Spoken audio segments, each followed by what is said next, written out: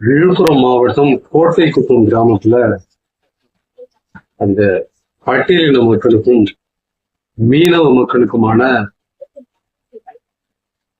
அந்த இடப்பிரச்சனை என்பது ஒரு ஒரு கட்டத்திற்கு மேல இது பெரிதாக போய்கொண்டிருக்கிறது. இந்த கோட்டைக்குப்பம் மீனவர்களுடைய அந்த படகு நிறுத்தும் அந்த பகுதி பட்டியலின மக்களுக்கான அந்த இடுகாடாக பயன்படுத்தி வந்துள்ளார்கள் என்பது குற்றச்சாட்டு. மீனவர்களுடைய குற்றச்சாட்டாக நம்ம இதை பார்க்கணும்னாக்கா நாங்க படகு நிறுத்தும் பகுதி அது, கட்டுமணர்களை நிறுத்தும் பகுதி அது, அந்த பகுதிக்குள்ள இவங்க அதை இடுகாடா இவங்க பயன்படுத்துவதை நாங்க எப்படி ஏற்றுக்கொள்ள முடியும் அப்படிங்கிறதுதான் இப்போ மீனவர்களுடைய பிரச்சனையா இருக்கு. இப்ப இந்த 43 இந்த சென்ட் அந்த இடுகாட்டினுடைய அந்த பகுதி என்பது பட்டியலின மக்கள் அவர்கள் தான் அதை பயன்படுத்தி வந்திருக்காங்க. அதுக்கு பிறகு காலப்போக்கில் அதே இடத்துல இவங்களும் அந்த அதனுடைய அறிக்கை இவங்களும் இந்த கட்டுமரங்களை இந்த படகுகளை நிறுத்தக்கூடிய ஒரு இடமா மாறி இருக்கு ஒரு கட்டத்தில். இப்போ அது அதை தீர்வு செய்யக்கூடிய அதை சரி செய்யக்கூடிய அந்த இடத்திற்கு சமூக நலத்துறை அமைச்சர் வன்னியரசு அதை பார்த்துட்டு அப்படி பார்த்துட்டு அவரும் இது எந்தவித இரண்டு மக்களுக்கும் எந்த ஒரு பிரச்சனையும் இல்லாத அளவுக்கு ஒரு நல்ல முடிவு எடுக்கப்படும் அப்படின்னு சொல்லிட்டு போயிட்டாரு. அதுக்கு பிறகு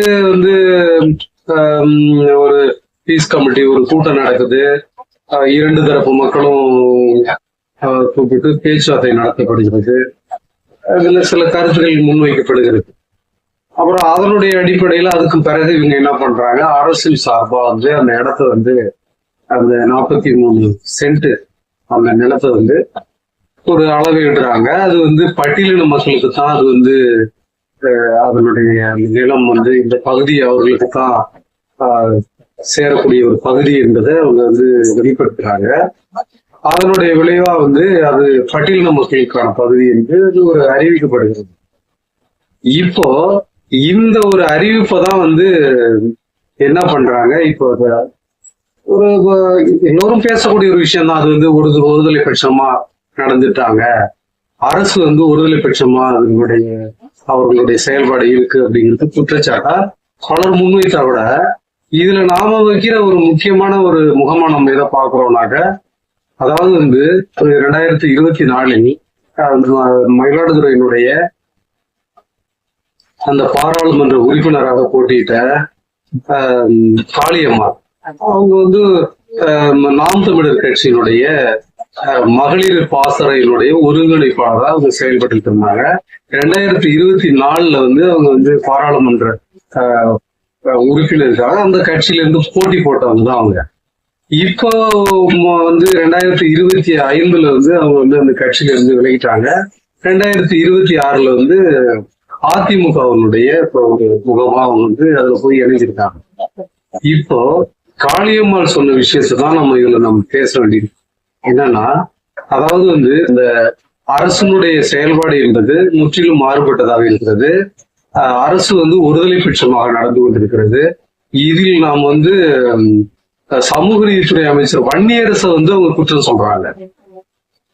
அதாவது அவங்க சொல்றது என்னன்னா, எப்படியோ நாம் ஏற்றுக்கொண்டாலும் ஏற்றுக்கொள்ளவிட்டாலும் அவர் வன்னியரசு எங்களுக்கும் அவர் அமைச்சர் தான்.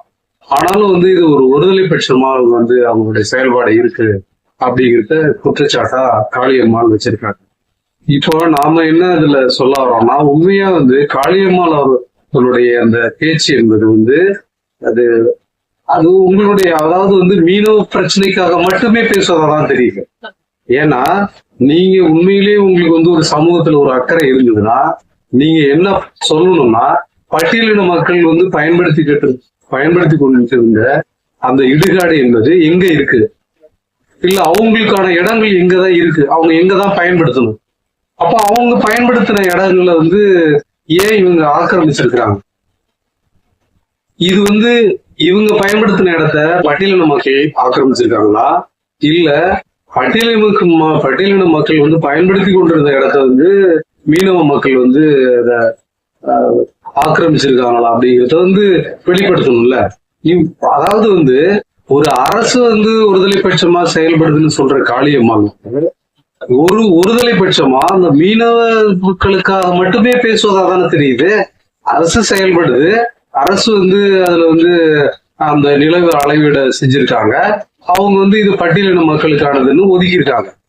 ஆனாலும் வந்து ஒரு ஒரு தலைவரோ ஒரு எந்த ஒரு பொறுப்புல உள்ள ஒரு உயர்மட்ட அதிகாரிகளோ அவர் பேச்சுவார்த்தை நடத்துறாங்க அப்படிங்கும்போது அவங்க நடுநிலையா இருந்து செயல்படணும். இப்ப நடுநிலைன்னா என்ன, நடுநிலைன்னா என்ன வந்து எப்படி செயல்படுறது? அதாவது வந்து நடுநிலையா செயல்படணும்னா ஒரு மனிதனை வந்து சிங்கம் தாக்க வருதுன்னா அப்போ வந்து சிங்கம் பக்கம் நிற்பாங்களா? அவங்க மனிதனுடைய பக்கம் தானே நிக்கணும், அவனை தானே காவந்து பண்ணணும். அப்ப ஒரு பாதிக்கப்பட்டவருடைய பக்கம் தானே நிக்கணும். அதுதானே நீதி, அதுதானே வந்து நடுநிலைன்னு சொல்றது. அப்ப நடுநிலைன்னு சொல்லி வந்து பேச வர நீங்க வந்து மீனவ சமுதாயத்திலிருந்து வந்திருக்கலாம். அதாவது காளியம்மாள் வந்து மீனவ சமுதாயத்திலிருந்து வந்திருக்கலாம். ஆனா வந்து பேசும் பொழுது ஒரு ஒரு கட்சியினுடைய ஒரு பொறுப்பாளரா ஆயிட்டீங்கன்னா நீங்களும் வந்து ஒரு மீனவ சமுதாயத்திற்கு மட்டுமே உள்ள ஒரு பொறுப்பாளர் கிடையாத, அனைத்து சமூகத்துக்குமான ஒரு பொறுப்பாளர் தானே நீங்க செயல்படணும். ஏன் அப்போ வந்து ஒருதலை பட்சமான உங்களுடைய பேச்சு இருக்கு? பட்டியலின மக்களுக்கு வந்து அப்ப இடுகாடே கிடையாதா? அப்ப அவங்க வந்து அவங்க பயன்படுத்திக்கிட்டு இருந்த இடத்துல வந்து அவங்க புதுசா வந்து பயன்படுத்துறாங்களா? அதை வெளிப்படுத்தணும்ல. அப்ப அவங்க வந்து பட்டியலின மக்களுக்கு வந்து இடுகாடா அதை பயன்படுத்திக்கிட்டு இருந்த இடத்துல இவங்க வந்து ஒரு கட்டத்துல வந்து இவங்க வந்து அந்த இடங்கள்ல வந்து கட்டுமரங்களையும் வந்து போட்டுகளை வந்து அங்க நிறுத்தக்கூடிய ஒரு பகுதியா அவங்க அதை பயன்படுத்திட்டு வராங்க. அப்போ நீங்க பேசும் பொழுது அரசு ஒருதலை பட்சமா நடந்ததுன்னு நீங்க சொல்றீங்கன்னா நீங்க ஏன் ஒருதலை பட்சமா பேசுறீங்க? யார் வந்து பாதிக்கப்படுகிறார்களோ அவர்கள் பக்கம் பேசுவதே இல்லை, யாருமே பேசுவதில்லை. ஏன்னா என்ன வந்து ஒடுக்கப்பட்ட மக்கள் இப்பொழுதுதான் ஒரு தடுமாறி ஒரு முன்னேற்றமான ஒரு பாதைக்கு வந்துகிட்டு இருக்காங்க. அவங்களுடைய வளர்ச்சியை பொறுத்து கொள்ள முடியாத சில காழ்ப்புணர்ச்சிகளை சிலர் தான் இப்படி பேசுகிறார்கள் என்று நாம் நினைக்கிறோம்.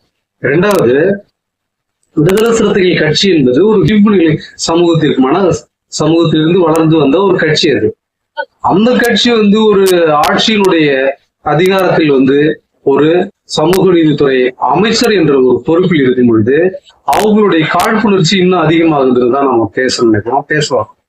ஆனா உண்மையில் வந்து பாதிக்கப்பட்டவர்கள் பக்கம் நிற்பது மட்டும்தான் வந்து அது வந்து நீதியாக இருக்க முடியுமே ஒழிய, ஒரு சின்ன பிரச்சனை நடக்குது, அதுல வந்து ஒருத்தனை போட்டு 10 பேர் அடிக்கிறான்.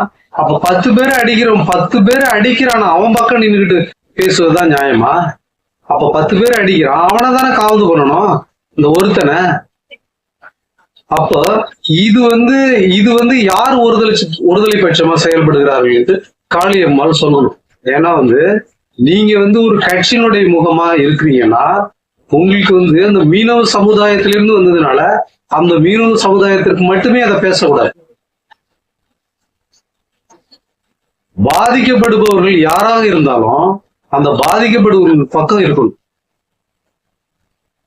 அதாவது வந்து ஒரு மீனவர்கள் வந்து அவங்க பயன்படுத்துற அந்த பகுதி, அந்த அவங்களுடைய இந்த போட்டு இந்த கட்டுமரங்களை நிறுத்தக்கூடிய பகுதி என்பதை வந்து அவங்க எங்க வேணாலும் தள்ளி வச்சுக்க முடியும். ஏன்னா வந்து அந்த கரை பகுதியில எங்க வேணாலும் கொஞ்சம் நவுத்தியோட வச்சுக்க முடியும். ஆனா வந்து ஒரு இடுகாடு என்பதை அது கண்ட இடத்துல அந்த மாதிரி கொண்டு போய் வச்சுக்க முடியாது. அவர்கள் பயன்படுத்தி கொண்டிருந்த இடத்துலதான் இவங்க வந்து அந்த கட்டுமரங்களை அந்த போட்டுகளை வந்து இவங்க நிறுத்தும் பகுதியா இவங்க பயன்படுத்தியிருக்காங்க என்பதை வந்து நம்ம இதுல இருந்து பேச வேண்டியிருக்கோம்.